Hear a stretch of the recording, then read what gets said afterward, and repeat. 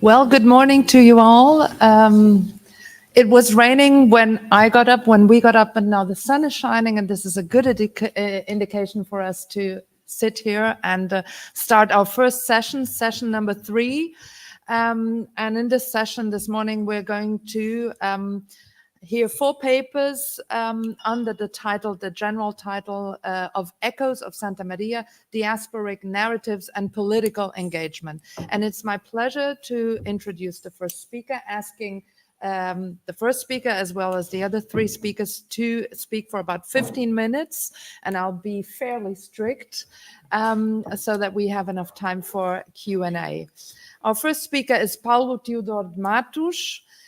He's an historian and holds a PhD in historical demography, and he is an assistant professor at the Instituto Universitário de Lisboa, ISCTE, and in the Department of History. And Paulo will speak about Santa Maria, an antithesis to the history of the Azorean population from 1766 to 1864.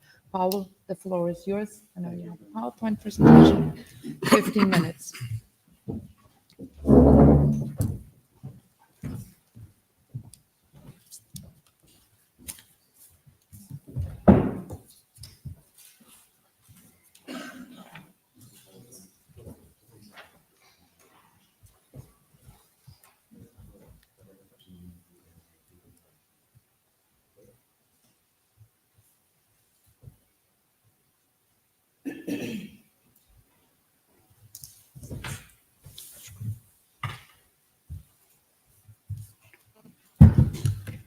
Good morning. First of all, I would like to thanks to the organization, to Monica Fonseca, to Antonio Monteiro. It's really a pleasure to be here. And it's early morning. I'm dealing with numbers that some of them are even difficult to me. So I'll try to do my best to show some particularities of Santa Maria Iceland demography. As soon as we get the presentation.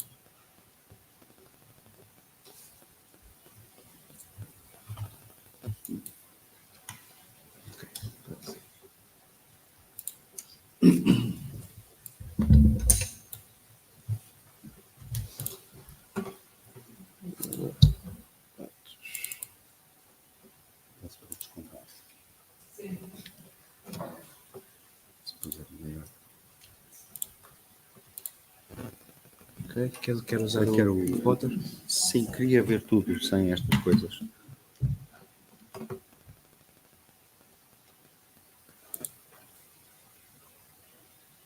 Bom, deixa estar. Temos aqui muito... Perfeito, muito obrigado. Mas assim fica ao contrário. Assim não dá.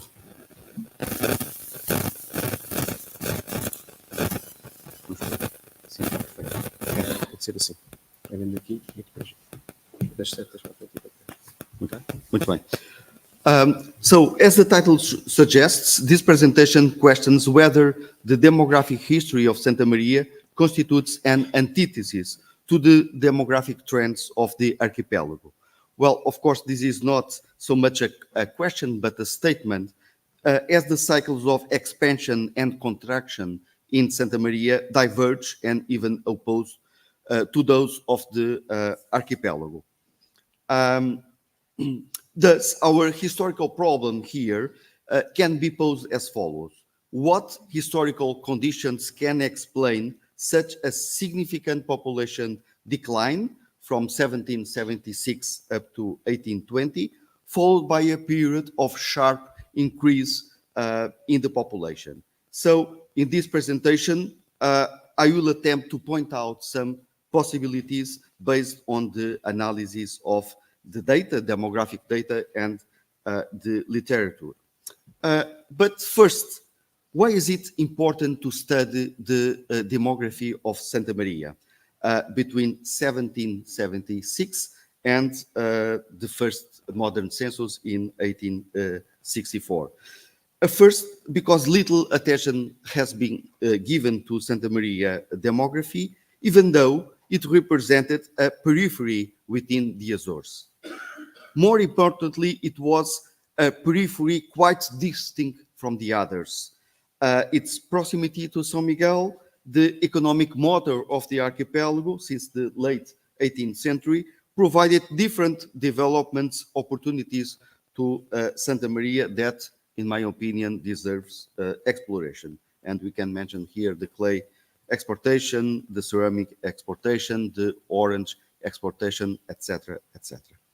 But secondly, it is important because we deal here with a proto-statistical period which precedes the modern census, taken a century after, in 1864.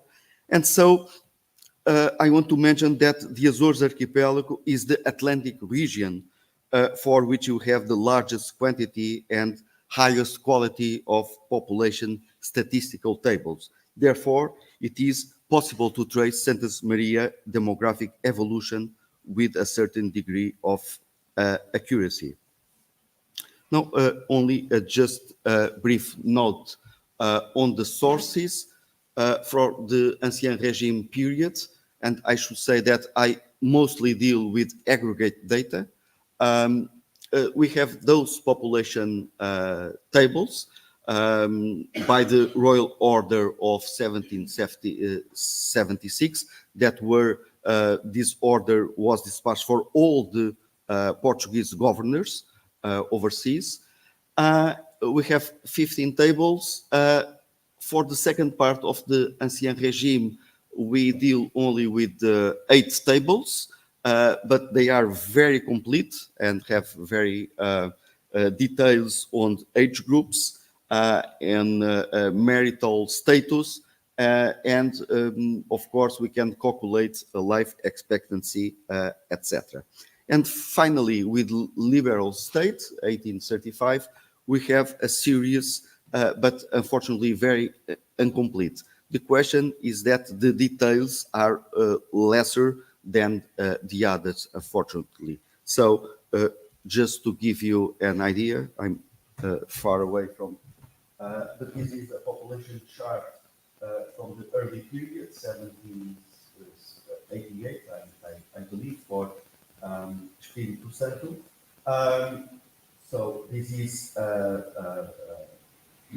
report for each village.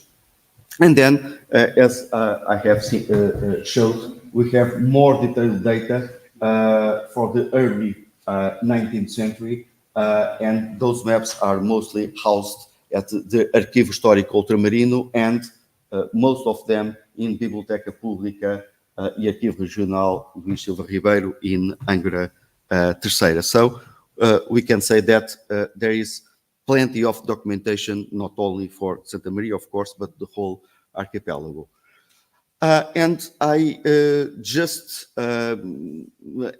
sampled a few parochial registers, only of deaths, minors, so less than 7 years, because one particularity of Santa Maria was the high rate of abandoned children and illegitimate children. And this had a huge impact on mortality in the island. So here I can show this example of Felicia, infant, that was being raised by Inácia Rosa. So she was a wet nurse.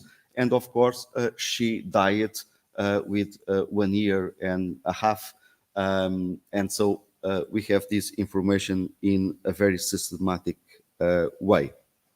So, about the population evolution in Santa Maria, it's remarkable how it dropped in the first 30 years. So I would say that until 1820, it registers a very intense decline, and comparatively to the archipelago, it was really quite a disaster. And then more or less about the 1820s, Santa Maria's population grows significantly. So this is the main trend. But if we look with more attention here, we can say that the periods in the first one it was a huge drop, 0.7%. So much higher than the archipelago, and then even in the early 19th century, when the archipelago grows significantly, in Santa Maria, we assist to a decline. Of course, from the 20s, the trends in Santa Maria are extremely high. So the population would grow at a very important rate. So more than the triple from the archipelago and the double from the archipelago. So we can see these, and of course the indexes as well. One note here is about the population of the villages. So we can see that, of course, Vila do Porto was ever the most important village in terms of population. So nearly 50% was concentrated here in Vila do Porto. In my opinion, is the only case in the Azores, except Corvo, that one single parish encompasses half of the population. And then the thing is that we can see that São Pedro and Santa Bárbara shift positions. And finally, we can also see that in the late observations, the villages situated on north growth in population. So that means that this increase of population in the second half of the 19th century privilege in some way the most inhospitable areas in the north of the island. I'll skip this. And in my opinion, we have to deal with this, we have to understand this demographic cycle. So I call a demographic winter, so until 1820. And the main reasons are, of course, the huge emigration to Brazil. So the Portuguese crown organized movements and of settlers, families that were dispatched to Brazil, the military circumscription, and of course the internal mobility of people of Santa Maria to other islands. But to me, this decline was also, the mortality played a major role.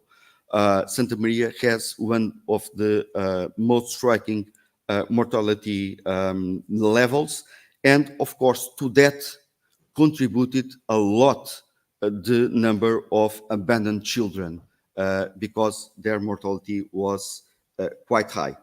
But about the economic renaissance of Santa Maria, the literature speaks quite often about the returns of immigrants from the United States and their role, of course, in acquiring land. So the social structures change in some way. The property division was a major engine to this economic and agricultural growth.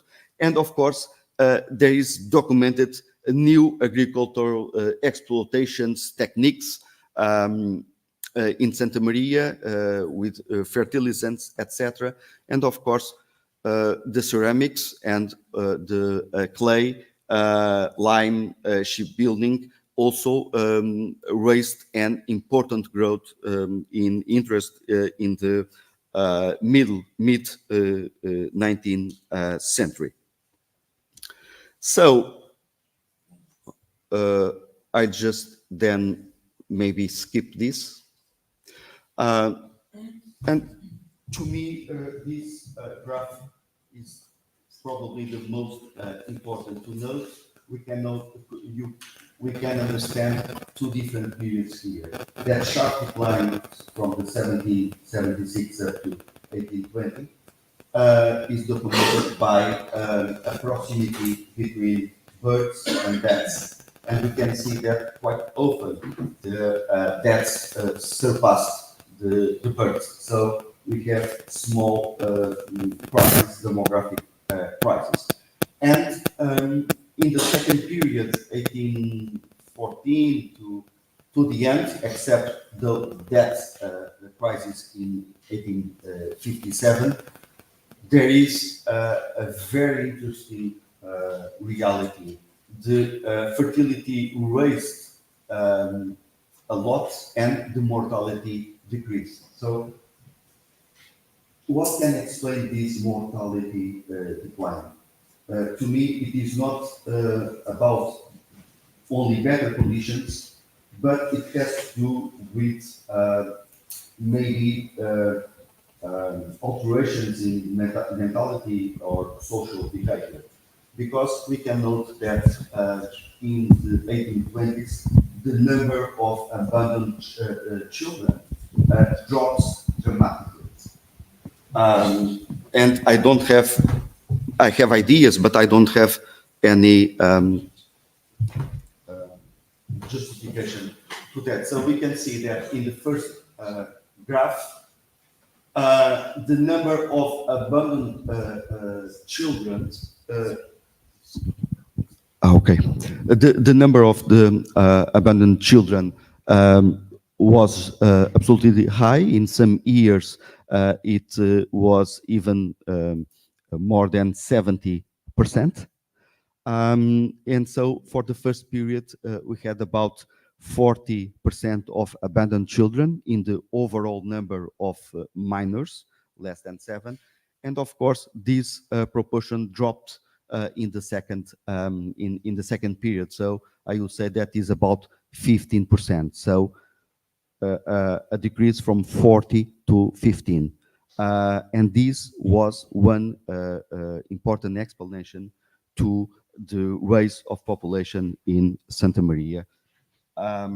So finally, because I'm being aware of my time, what I want to stress is the demography of a small island that is different from the others because it's close from São Miguel, the motor of the economic development in the 19th century.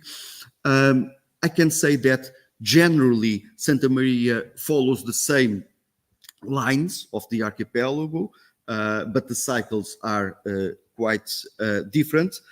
And to me, these cycles of population decline and grow have to do more with endogenous causes than external ones. So we have to consider, amongst other, the reduction in child abandonment in Santa Maria, and it was a very dramatic and sudden decline. And of course, on the same line, a sharp increase in economic productivity, industrial productivity, and of course, other factors as the shipbuilding, etc., etc. So, thank you very much.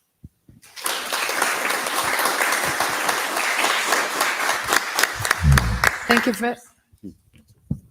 you very much, Paulo, and thank you also for sticking to the time. Next, our second presenter is Graça Índias Cordeiro, who is an associate professor in ISCTE University, Institute of Lisbon, and affiliated with its Center for Research and Studies in Sociology. And she's going to present a paper on Santa Maria, Migratory Histories and Diasporic Identities in Cambridge and Somerville, Massachusetts.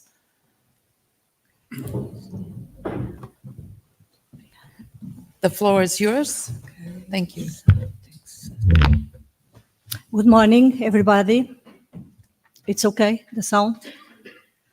Okay, so, well, unfortunately, I'm not with my colleague, Giuseppe Formato, because he's working in Boston, but he is very well represented by someone that is in this room. Thank you, Margarida and Joe, for coming to hear me. So it's something, well, it's a good thing. So This communication is part of an ongoing ethnographic and historical research on the urban and ethnic resilience of the Azorean American community living on the border between Cambridge and Somerville, Massachusetts, near Boston. Over the last 3 decades, this urban space has changed from a working-class ethnic immigrant enclave, often referred before as Crime Bridge or Slummerville, to one of the United States' most expensive residential areas, suffering the profound impacts of gentrification. The name that now circulates informally is Camberville, so it's the reason of this expression, Camberville. A kind of rebranding of an area undergoing a quick real estate value appreciation. So there are, well, an article that explains better this relationship between the intersection between gentrification, ethnic resilience, and transnationalism of the Azorean community in this area.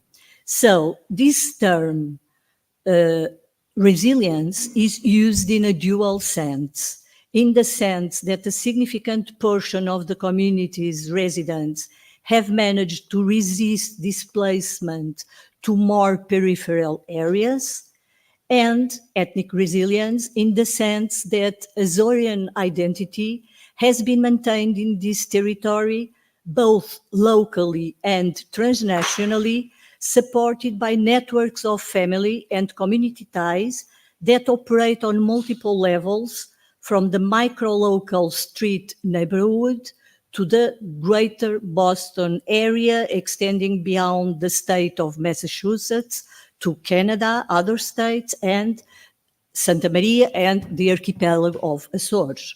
Thus, in our place-based research, we focus on the intersection of gentrification, ethnic resilience, and transnationalism within a small yet remarkable Azorean American community. One of the dimensions we have explored over the past year is the role of the density and interconnection of Azorean family networks. So what they have played in this phenomenon of urban ethnic resilience. The story of one family whose members occupy some of the homes on one of the still most Portuguese streets in Cambridge, Somerville, helps us to understand all this process. So last year, I've been doing fieldwork with Giuseppe during a sabbatical leave during some months there. And in August, Giuseppe Formato did an archival research in the Arquivo Regional de Ponta Delgada, searching for, well, all the connections in the past of this family. So the results of this research are still too preliminary, as they are in the stage of collection and processing data. For this reason, I will focus only on the methodological aspect of this process, so the connection between ethnography and history. So firstly, let's contextualize a little bit the area. I think everyone knows, since the late 19th century, Portuguese immigration, primarily composed of populations from the Atlantic islands of Azores and Madeira, has been concentrated in some of the largest industrial cities in southeastern Massachusetts, such as Rhode Island, New Bedford, Fall River. However, these immigrants also settled to a lesser extent in 2 small cities adjacent to Boston, Cambridge and Somerville, particularly from the archipelagos from the Eastern Island Group, which includes Santa Maria and São Miguel, according to James Adler. Little is known about the immigration from Santa Maria, despite the many natives and descendants who still live in Cambridge and Somerville. in this, so, well, we have this area and Cambridge and Somerville.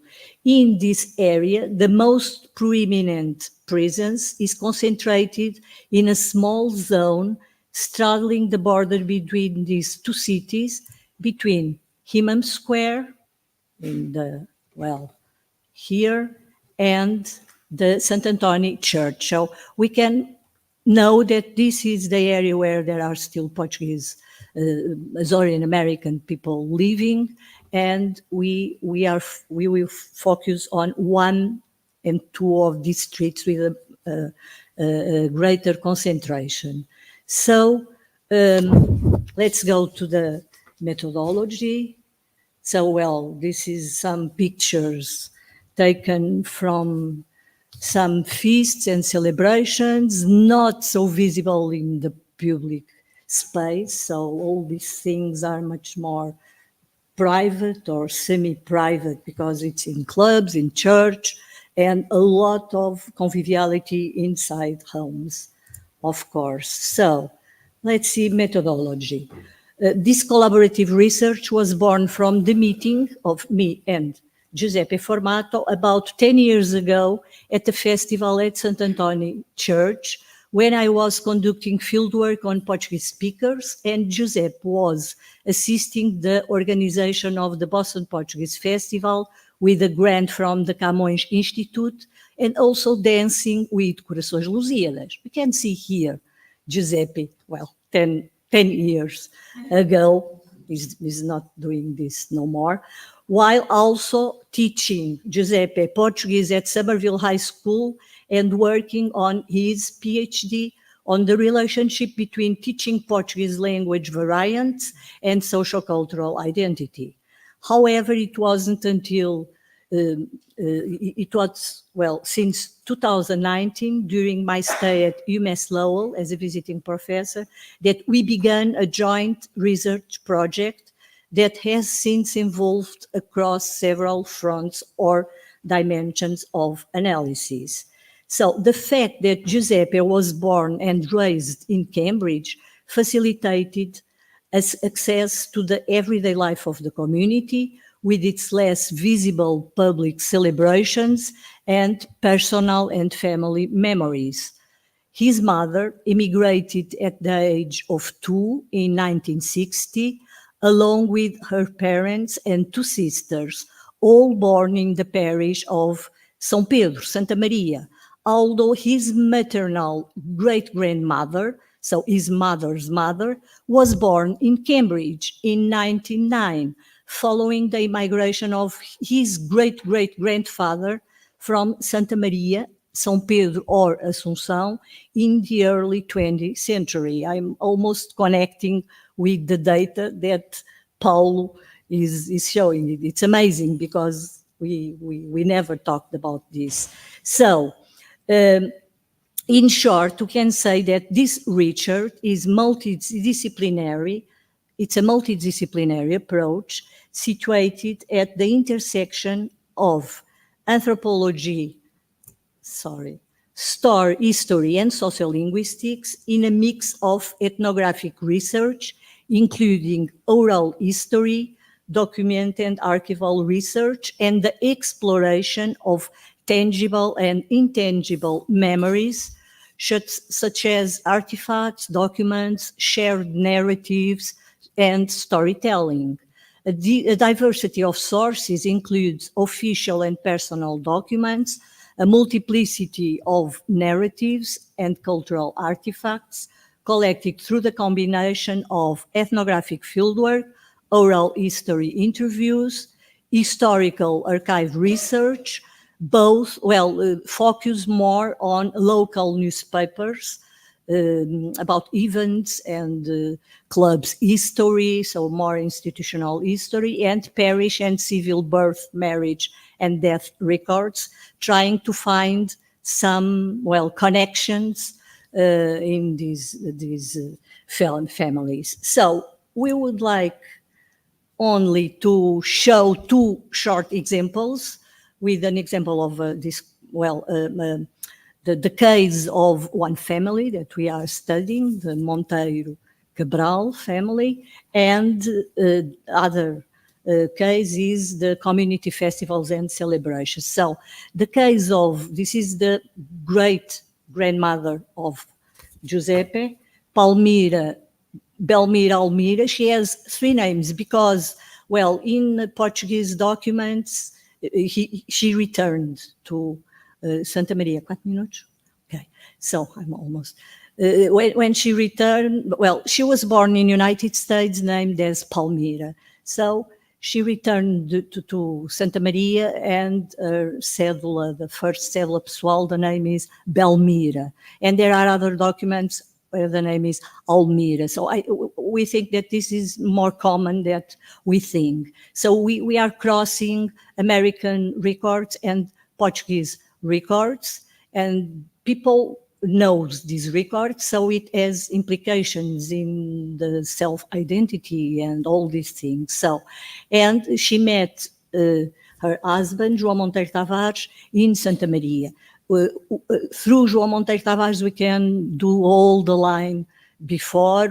Here we cannot see, we have the birth register, but, well, collecting things that members of the family have with official records, we can build a beautiful story on just one family. So thank you, Margarida. I'm sorry I'm showing all things we share in Cambridge, in Somerville, in this area. So some pictures of family and ancestors, my trying to do, well, my genealogies to share it and to discuss, to find people that we don't know. So it's just an example about this history through ethnography or something like this. And Giuseppe do his part also doing research in the Arquivo Regional, Ponta Delgada, and we are collecting all these things in a databases where, well, we can do all the story, and then after this communication, I will share with Margarida things that we are discovering about this family. So the second example is just about how we can do with community festivals and celebrations. So it was an example on a particular association, the PAC, the Portuguese American Civic League, but I will jump this example so I can go to the conclusions. But well, from things from a site of feasts of Holy Ghost in New England, organized by João Leal, who is an expert of these feasts, with research in newspapers, with also in the Biblioteca Nacional de Lisboa, I found something from this club in 1932, the commemoration of the 500 years of the discovering of Azores, and all the participation in celebrations and all these dinners, and we can build a history of this association as more than 100 years. And we never know, people says, if what is first, if the club or the Feast of Holy Ghost. So it's more important the crown or the club. So all things is mixed. So finally, I'm finishing. So this is a complex reality that needs to be understood through two interwoven spatial temporal dimensions. Well, first, the long-term perspective, not just the last 60 or 70 years when the last major wave of immigration arrived in the US, and the geocultural transnational space where Azorean American communities are situated in the context of the 200-year symbiosis between the Azores and the United States. And as Jerry Williams, well, between others, explain. So our exploration, so I'm finishing, of the dynamics of community formation in urban settings, his emergence, resistance, and resilience, had led us to examine the role of identity negotiation in diasporic communities, the impacts of gentrification on this community, the interplay between individual experiences and historical forces in shaping identities, the interplay between individual experiences and historical forces in shaping, well, these identities, the development of social networks and local associations. So we hope that this work amplifies marginalized voices with significant implications for Atlantic diaspora studies, because to be Azorean American, it's not exactly the same of to be only Portuguese American, which is a huge category with many things inside. So we are very interested in studying this particular identity, which is very strong in this area. So, thank you. Obrigada. Merci beaucoup.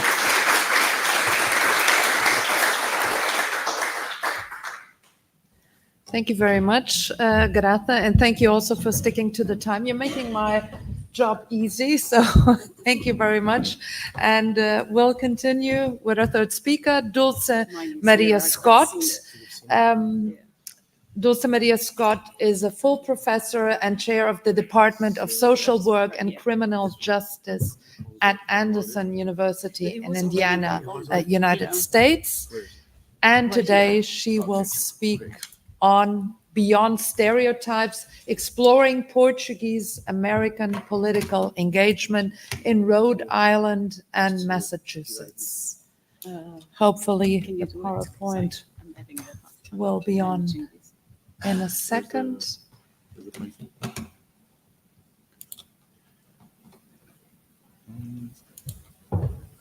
There it is.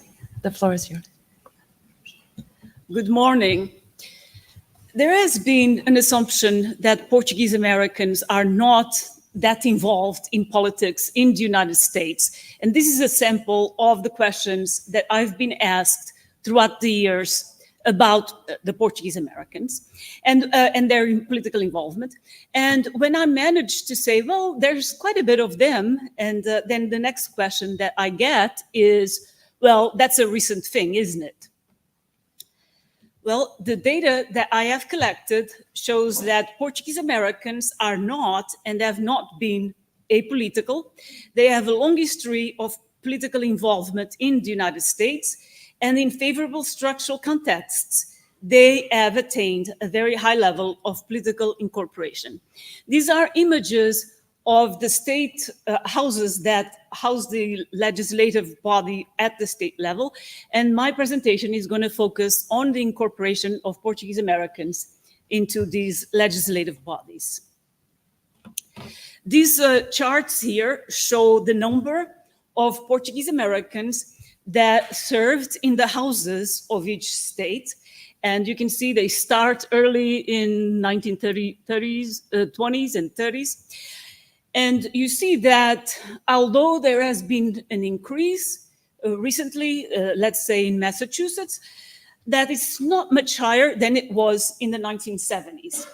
And in Rhode Island, there's also an increase, but it is not true that it is much higher than it was in the 1990s. In this next slide, I show in the green line, the percent of seats held by Portuguese Americans, percent of seats in each legislative body, and then the percent of the Portuguese American population in each state. And as you can see, the population in both states the number of seats in each state has exceeded the percent of the population in each state. So it's not that the participation in politics is not increasing. It is, especially if you take into consideration other political offices at the municipal, the county level, and so forth, there has been an expansion. However, what is not true is that there hasn't been political participation, and to a high extent, in the past. This picture here shows these renewed involvement in politics of Portuguese Americans. That's the governor of Rhode Island. He's not Portuguese American. He's signing the budget for 2011, but is surrounded by 3 Portuguese Americans and 1 Cape Verdean. And the 4 of them hold the most powerful seats in the Senate and in the House at the state level. They were the ones designing that budget that the governor is signing. And these are Portuguese American elected officials celebrating the Day of Portugal in 2018 inside the State House in Rhode Island. My historical research showed that Antonio Leal Silva was the first person to be elected into political office, I believe, in the entire United States, although I'm not sure about California. He was from São Jorge, and he was elected to represent the 5th Ward Council as councillor for two terms. And then he was nominated for the position of alderman, but he declined. He became a very wealthy man. He had a store that was associated with refurbishing the whaling ships.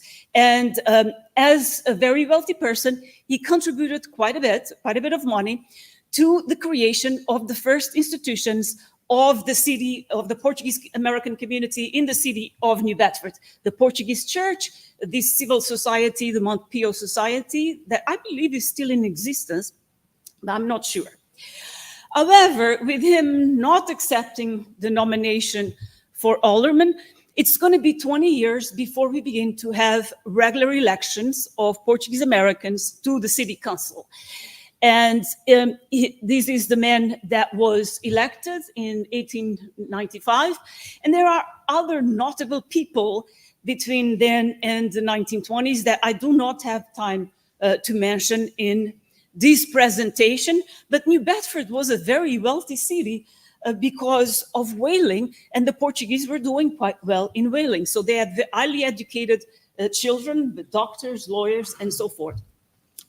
I used the date of the creation of the first parish as an indicator of when the community started in each of these cities. And as you can see, New Bedford is the earliest one, and they got someone elected, began to get some people elected on a regular basis 25 years after the creation of the church. That's not counting Antonio Leal, because he was an anomaly. And then the other cities, it's going to take over 30 years. But despite being the wealthiest, the earliest and wealthiest Portuguese settlement, New Bedford has not had the highest level of political incorporation among Portuguese Americans. In fact, of the 4 cities, it has had the worst level of political incorporation. So you wonder why that is, and I will explain. This is Arthur Goulart. He was the first Luso-American to be elected to the State House, and he was elected in 1928 and served from 1929 and then died in office. In my view, this was a tragedy for the incorporation of the Portuguese in New Bedford. In part, because he was a very charismatic guy. He was able to make alliances across ethnic groups, but he could have unified the Portuguese community. He could have created a political machine in New Bedford, and that could have competed with the French-Canadian Saulnier political machine. So why is it that in New Bedford you needed to create your own political machine, as well as in other cities? It is because of the progressive era reforms from 1890 to 1920, which basically wanted to do away with political parties. They felt the political parties were corrupt. And so cities in Massachusetts began to adopt a system of elections where the parties did not participate. Candidates were not identified with any political party. And this led to a weakening of the political parties, and never mind, the labor unions associated generally with the Democratic Party, their role also is reduced as a result. In Rhode Island, on the other hand, they maintained the political machines of both political parties competing with each other until the 1970s. So why do you need a political machine? Well, the role of political parties is to elect people to positions. They need to give you money, publicize you, they nominate the candidates, and then they bring out the vote during election or even before election. And so to me, this difference in the electoral structure of the political system in Massachusetts and in Rhode Island is what explains the difference between the success that Portuguese Americans had in Rhode Island compared to the lower level of success, particularly in New Bedford, but other cities in Massachusetts actually did a lot better than New Bedford. In the vacuum left by the political parties, you have this family, the French Canadians, who lived also in the areas where the Portuguese American lived in the city of New Bedford. And after the reforms, you have no Portuguese American elected to the city council for over 20 years. And the same thing happens at the level of the state house. The district that covers New Bedford was for a long time represented by a Saulnier, as was the position in the city council. It's no longer like that. This is a current picture of the city council in New Bedford, and many of those people are Portuguese American. This is a newspaper article in 1940 where they list all the Portuguese candidates that ran for office and won. There's lots of them, many in Massachusetts, but the majority are in Rhode Island. And then they admonish New Bedford that the other ones got all these people elected. How come you're not getting anyone elected in New Bedford? Now, there is a long story behind these people, but because of time, I'm just going to say Diniz, Diniz is the older gentleman there. He was the first one to run for the United States House of Representatives. He served as a state representative for a long time. He did not win because some of those Anglos and Irish people did not vote for him, but he came close. This is the number, this is the representatives from the greater New Bedford area. None of them are from the district that covers the 6th ward at the beginning because of the Saulniers. But now New Bedford is represented by Antonio Cabral. So it is important to look at not just the number of people that served, but the amount of years that they served. Because you look at Tony Cabral, he's been there for 30-something years, and he will probably retire from there. Excuse me.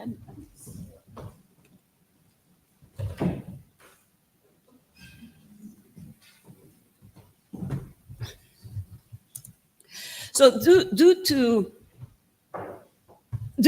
this locking out of the Portuguese by the Saulniers in New Bedford, we have only one single mayor in New Bedford, served one term, and his character is dubious at that.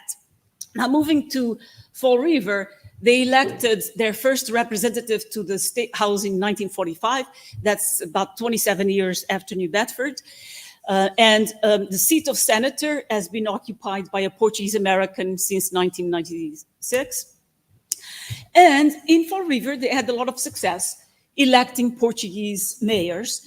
The first one, John Arruda, the newspaper says that it was a very difficult, very hard-fought election, and but he was able to defeat the French Canadians in Fall River, the French-Canadian nucleus, and then you see the other people that served in Fall River in comparison to New Bedford.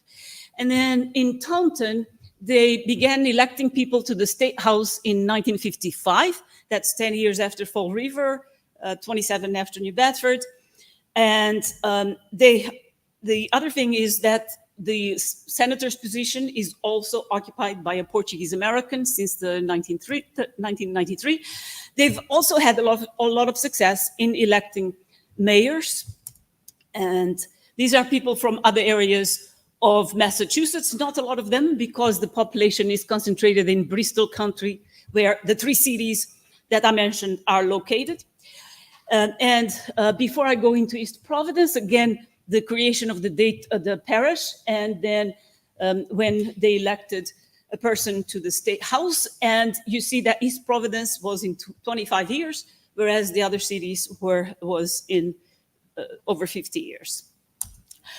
Now, in East Providence, which is where the Portuguese achieved the highest level of political participation, they begin to be elected in 1940, begin serving in 1941. And it is important that you see that the first 2, one was a Republican, the other one was a Democrat.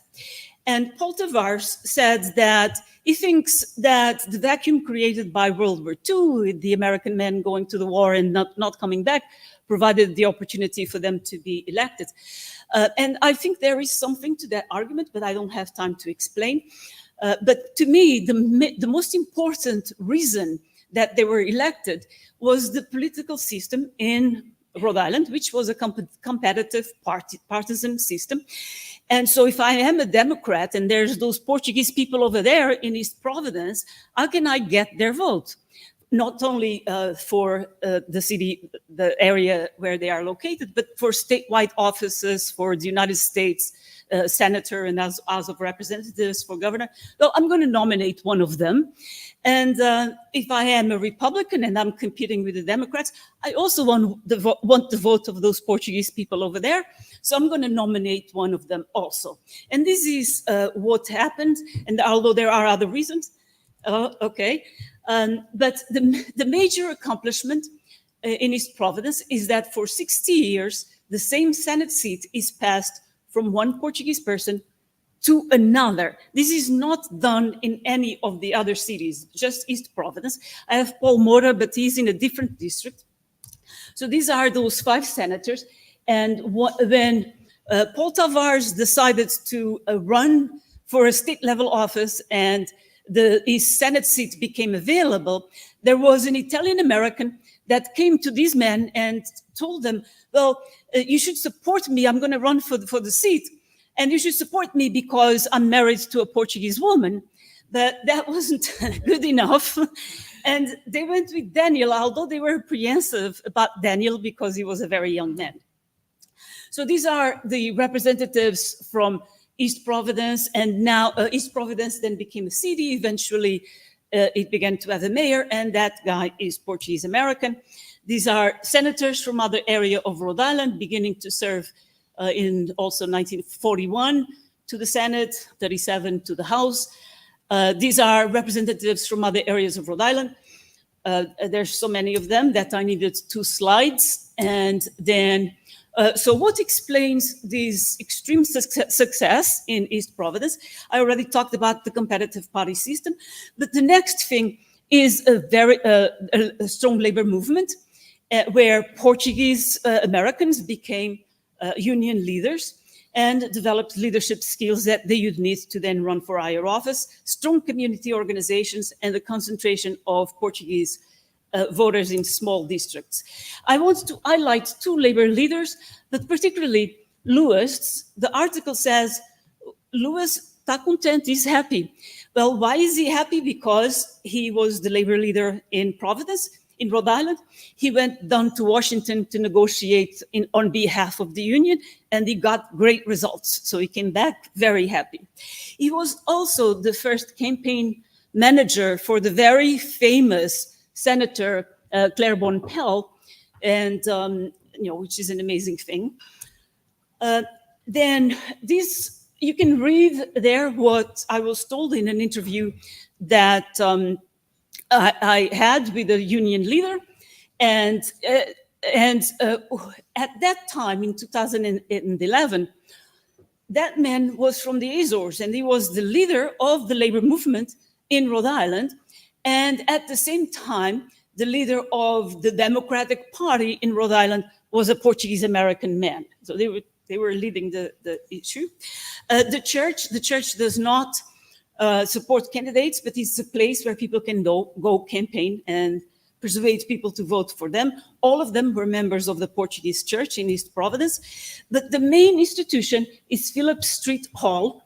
And their main function was to organize the Holy Ghost. So it also provided an opportunity for people to develop leadership skills, but to have a social space where they could go and campaign, organize campaign events, and have parties that they could go and try to recruit people.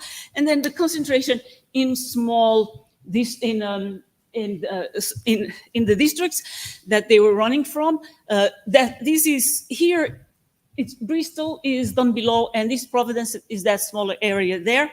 And this guaranteed that people running from there like Daniel and Elio had over 30% Portuguese, enjoyed over 30% Portuguese population. So I think I've demonstrated that the Portuguese were not apolitical and that they had actually a high level of involvement in politics in the United States. And I'll stop here. I won't read my conclusions.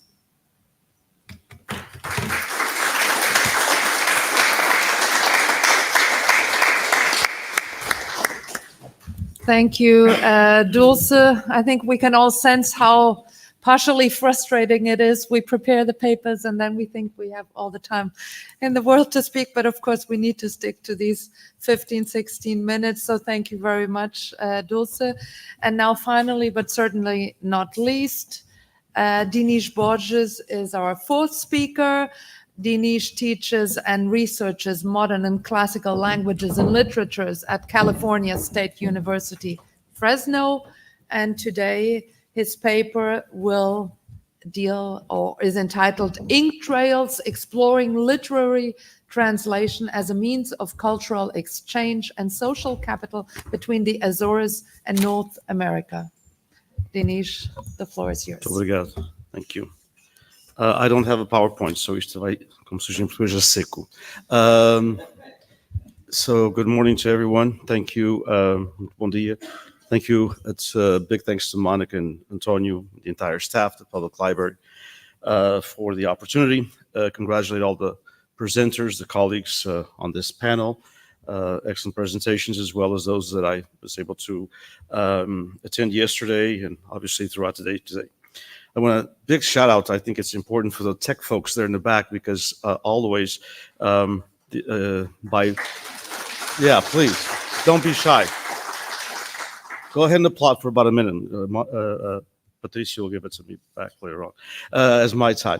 But anyway, it's amazing because last year, and I think this year the same, we get lots of feedback from people from different parts, especially the States, that are watching it or watch it later on YouTube.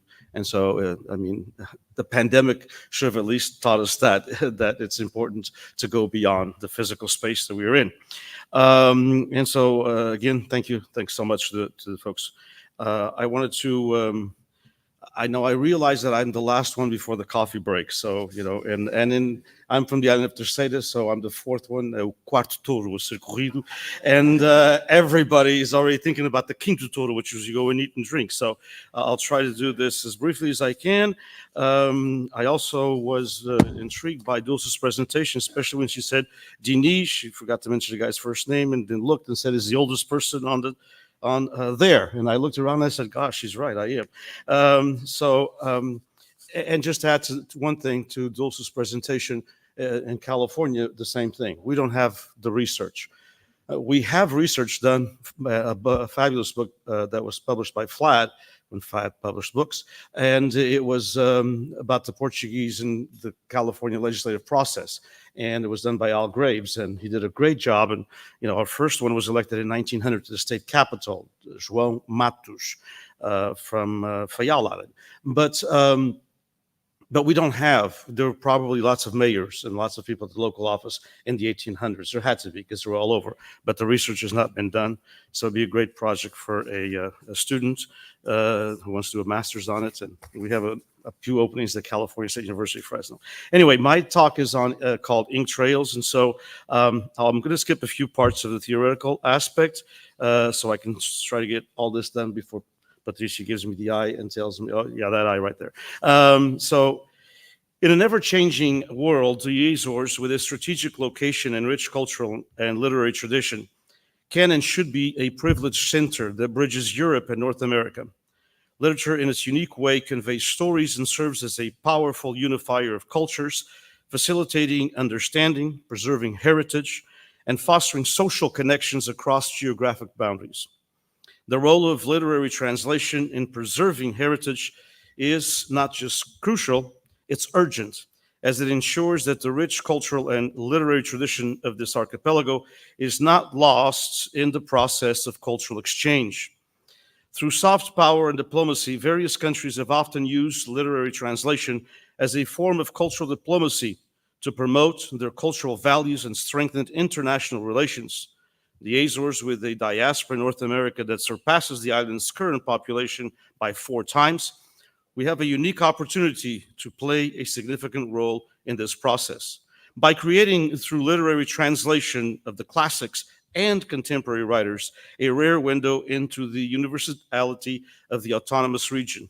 The Azores can open new opportunities for cultural exchanges and social capital that will certainly pave the way for many other fields as well, from economics to technology, from tourism to an ongoing development in various multiple disciplines, I should say, and fields.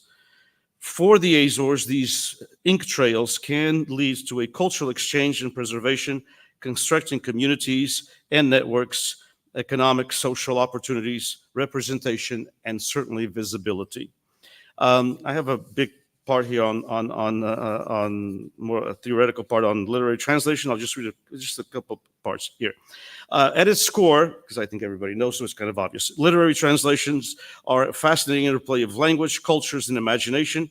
It's not a simple act of converting words from one language to another.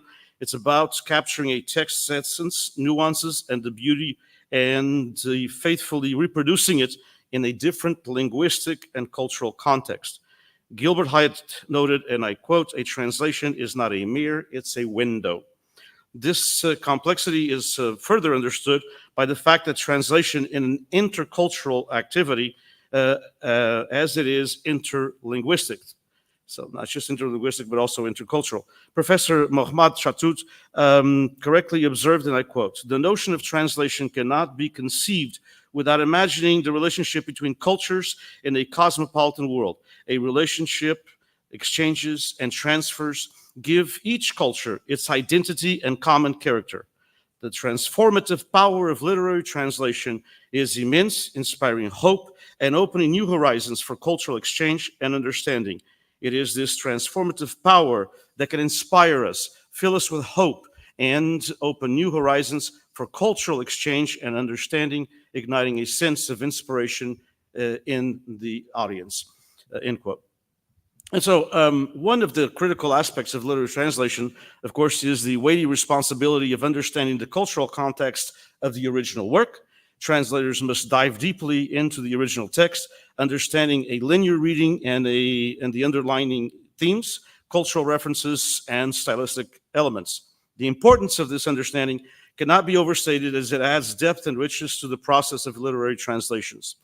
It is crucial to know the source language, the target language, and the cultural nuances that shape both languages.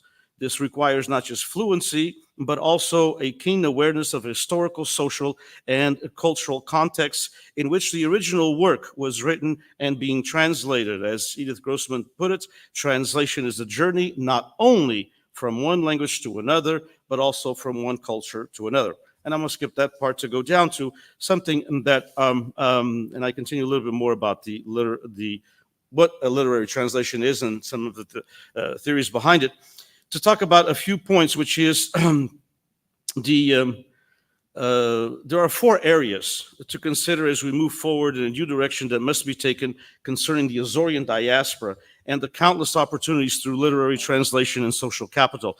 And I'll just read a few quotes from a few bits and pieces from those. First of all, is cultural exchange and preservation, which I mentioned, building bridges. Literary translations allow the exchange of cultural narratives, traditions, and values between the Azorean and North American communities.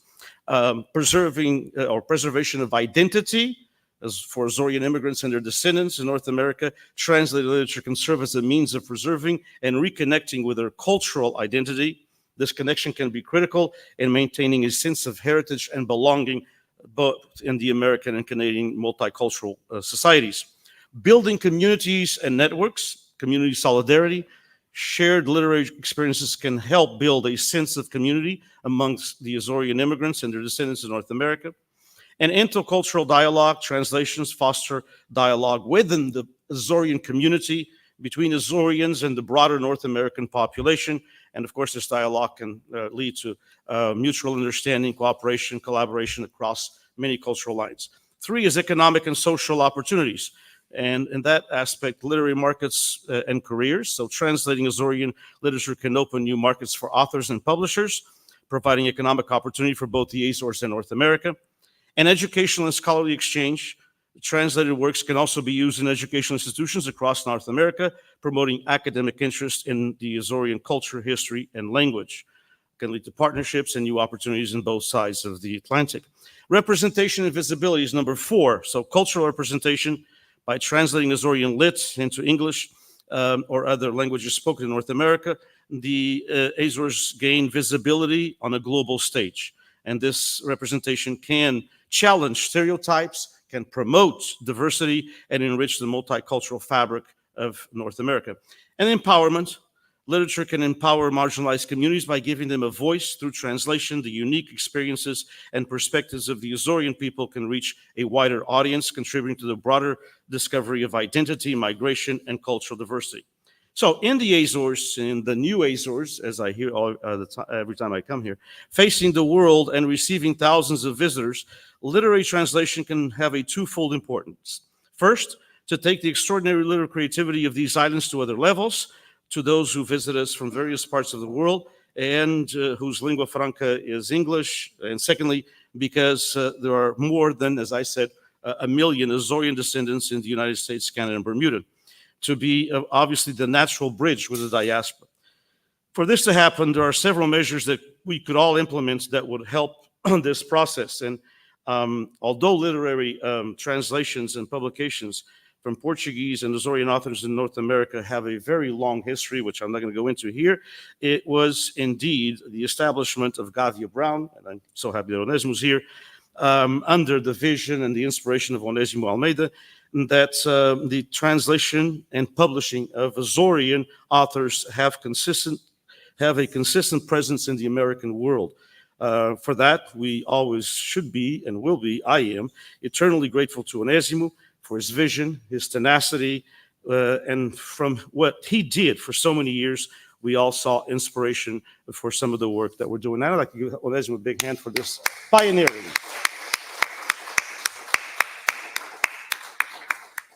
He was a pioneer, but he continues to be a pioneer 45 years later.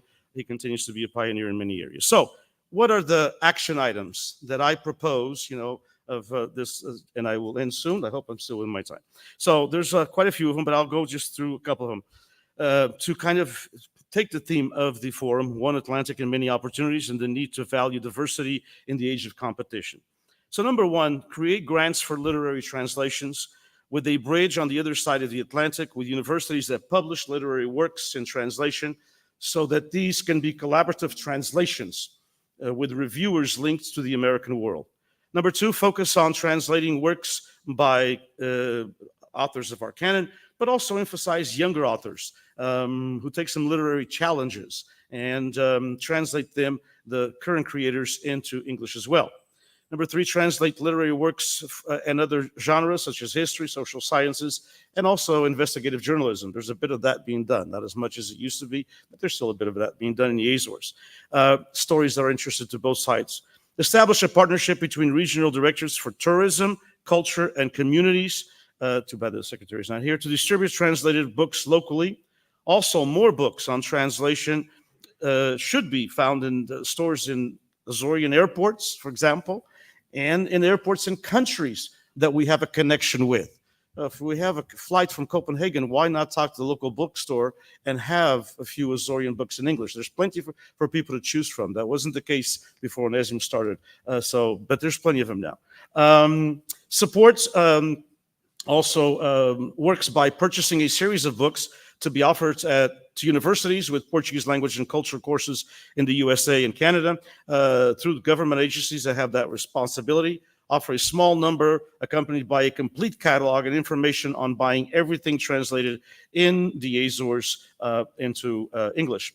Generate a special fund within the Azorean diaspora. We have to take some of these things in our own hands, obviously, with donations from patrons of Azorean descent to buy books, translation, and offer them to the public, the thousands and thousands of public libraries throughout the country, and especially in areas where there are Portuguese American communities. Number 7, to create opportunities for, they're here, especially in Ponta Delgada and some interstate and Horta, the cruise ships. And we all, say, oh, they're whatever, but they're there, and they bring 3,000 people. And there's always a little gift that sometimes the regional government goes in there or the local government. Amongst that little plaque, there should be a box of books.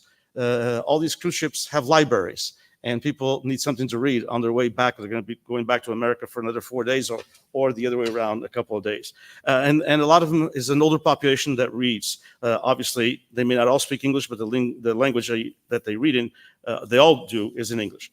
So create opportunities, as I said, for each of these cruise ships to have that. Produce a catalog, preferably electronic or of translated books, and a bookmark that tourists can use to list the translated books on the market. This should be accessible to all travel agencies, tour operators, tourist guides, airlines with connections to the Azores. Using the new digital platforms and design programs for book launches and readings by English students at schools in the region and in the diaspora. All book launches in the region should be recorded, as this is being done, and broadcast live to social media. It just makes sense that if you're going to talk about that, take it to the next level. And there's a couple of things that I don't have time for, but in order to end it, cultures are destined to translate each other, as Muhammad Chadu said, and they have no other future than this common relationship that enriches each one of them with what it receives from the other. The multiple passages, exchanges, and transfers that give each one of it its own identity at the same time as they prove their common character. The translation between cultures is not perceived as a punctual or episodic phenomenon, something that sometimes happens to one or the other. It is what will and must come, the promise and progressive overcoming of their compartmentalization or withdrawal into themselves, end quote. So, in conclusion, literary translation is a powerful tool for cultural exchange and building social capital between the Azores and North America.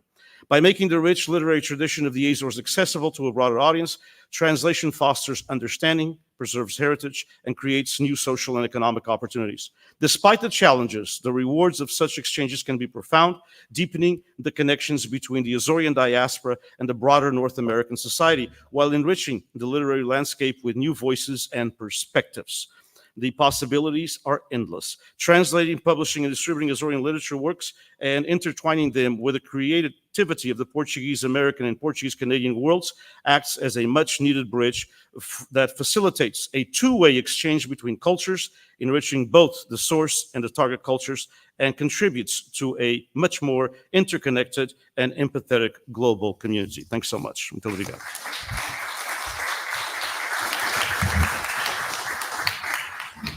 Thank you, Diniz. And before we head to our coffee break, I was told by the organizers we have still a few minutes for Q&A, which is a very important part always in these kinds of panels. So who would like to start? The microphone is over there. Thank you. There's one question over there, please, Chris Alden. Oh, and here as well. So 2 questions in the last row. Thank you.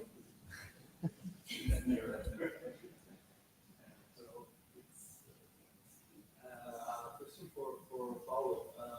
What happened in 1850? Okay. What happened in the year 1857? Because I saw there was a spike in the death rates. Just very puntual. Thank you, Andrea. Maybe the second question by Chris. Just a quick question.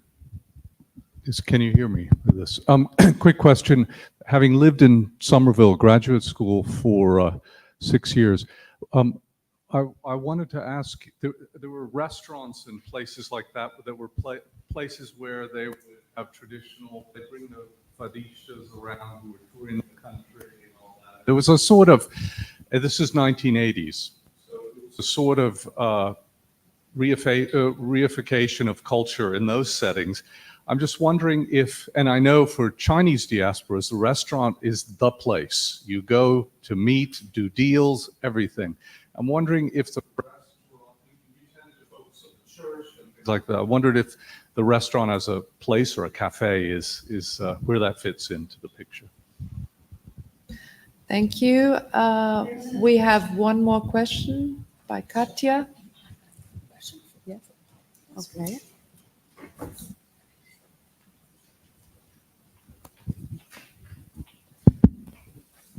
Hello, it's a question for Dulce. It's a short question. I don't know if the answer is so shorter, but I was thinking that the engagement of these Portuguese descendants, it's much more in the Democratic Party. So I saw it's the Republican Party is not so representative. So I have this question: do we have a justification for it? It's only because the states of Portuguese descendants or Azorean descendants' presence are more democratic, or it's about the party or the time they engaged? So, thank you. Thanks. And then finally, we have a question from Yes. Dulce to Paulo. As you were speaking to your population pyramids, I noticed myself.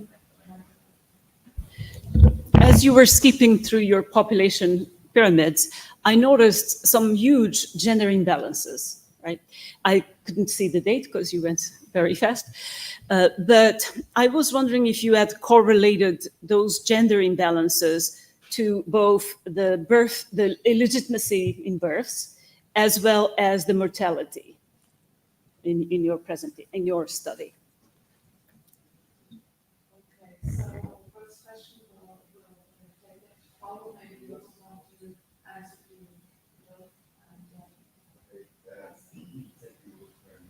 So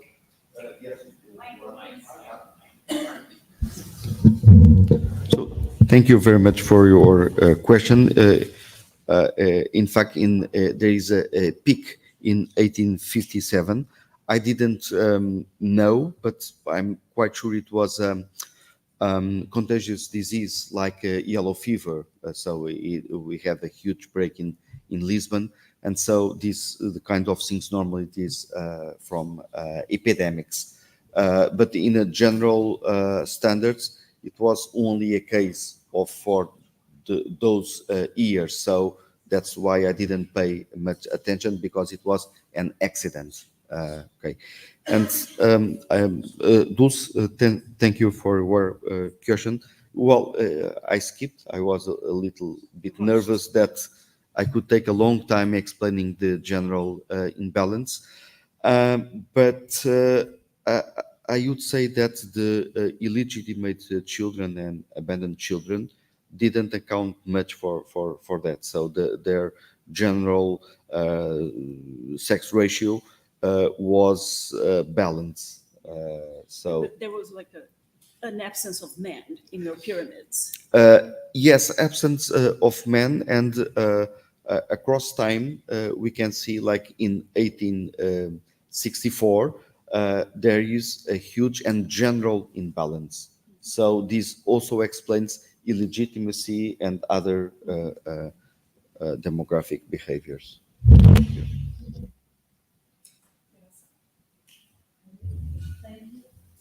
Thank you for the question. So, well, we have to talk on Cambridge and Somerville connected, as you know, because it's, well, it's almost the same in this part. So it's very significant that there are not almost, there are very few Portuguese restaurants, maybe a couple of restaurants now. There was, there still is there Casa Portugal. Portugal is closed, I think, 1 year ago. And J&G, something in, well, a place in Somerville. So there are few Portuguese restaurants. But the more interesting thing, it's that in these restaurants, you cannot eat Azorean food. So it well, bacalhau, it's the cliches of the more continental and Portuguese food. So it's inside clubs that you can eat the best Portuguese food. It depends the clubs in a daily, each day, every day, some of them, but it's inside. And there are a very interesting case, which is Valence. It's a club that now it's a club and it's a restaurant. It's new for these dinners at Fridays because it opens the door to all the postgraduate, all these people surrounding this area, from Harvard, MIT, companies, so it's interesting. The food question is very interesting. It's not comparable with Italian or Chinese, with other. It's completely, as Paulo says to Santa Maria, contra-cycle. It's something very, very different in this area. Maybe in New Bedford, in other places, it's different, of course, but in this area, it's very interesting because it's a challenge to our thinking about food. Food, it's very important, mostly at home and in clubs, in more private places. Thank you. Yes. In answer to the question, it's really a rural-urban divide that explains why some Portuguese Americans are Republican and some are Democratic. Excuse me. If you go to California in Central Valley, it's a rural area.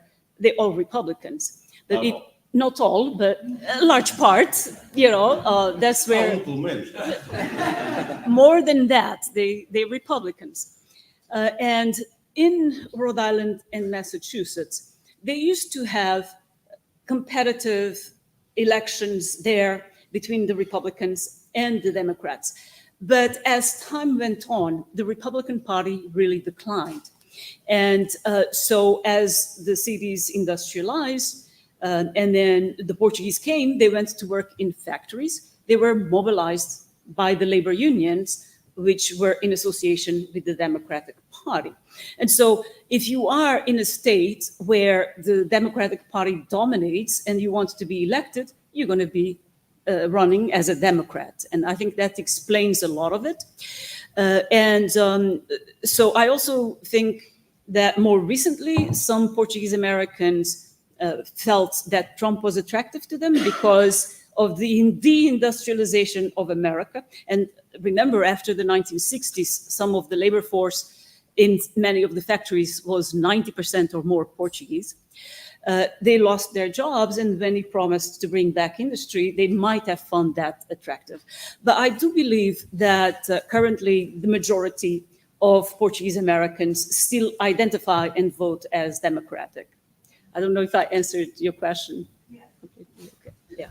Thank you. And finally, I'll give the word to Diniz. So I get to comment. I get to comment on everybody, on everything. Okay, we'll be here in about another 20 minutes. No, just real quick. Adding to the restaurant, it's the same thing in California.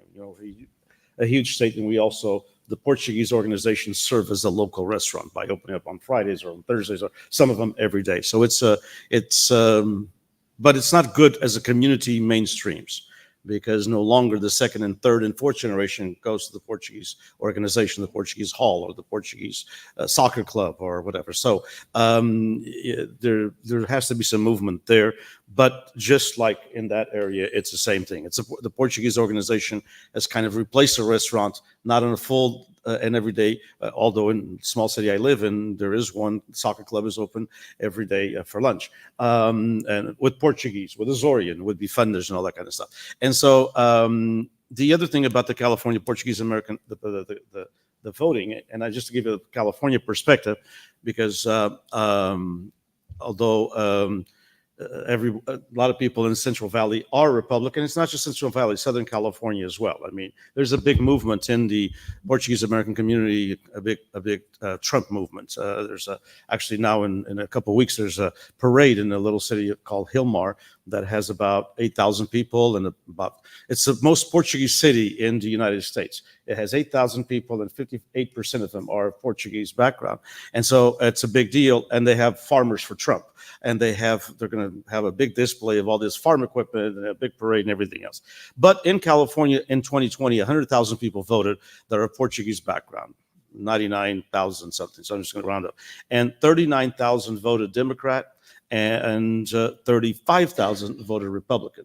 So it's closer than the state dynamics, because in the state dynamics, it's like 70% Democrat and 30% Republicans. And so there has been a change with the second and third generation, not only in a rural community, but also in other suburbs such as Artesia, which is a small suburb of Los Angeles, and some of the smaller areas. And that's one of the things that we focus on. We have an organization called the California Portuguese American Coalition, actually started with FLAD money by a proposal from FLAD, the president, not this president that just left, the president before, Vasco Rato.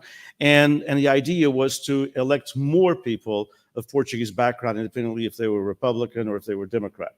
And that's our thing. I mean, if you're in a very heavy Central Valley district, and 68% of the people, which is, for example, my district, 68% are Republican. I've thought about running for office. I've been encouraged by the Democratic Party to run for office, but I said, I just don't want to run to lose. I mean, I want to have some kind of a possibility. I'm in a district with 32% Democrats and 68% Republicans. That tells you a lot. And so the idea is that if it's a heavy district, a Republican, if it's going to be a Republican, why not a Portuguese? Why not? I mean, the old thing that the American politician that used to talk about some of the dictators, including Salazar, that Mr. President, he's an SOB, and the answer was, yeah, but he's our SOB. And so it's the same thing. It's the same thing with the thing. Yeah, he's a Republican, but at least he's our Republican. So maybe we can foster some understanding between this person and the Azores. Let me just add to that it should be a detriment to our community to be identified with only one party, because if one wins, we're not for that party, we out, right? So if we divide ourselves between the two parties, we always in. Thank you very much. Consider a win-win situation for both parts. So we've come to the end of what I thought was a great panel. I certainly learned a lot. Thank you very much to our four great speakers, and also for your great questions. And please join me in giving a round of applause to the four speakers. And we will rejoin after the coffee break for session number 4 at around 11. Thanks very much. Enjoy your coffees.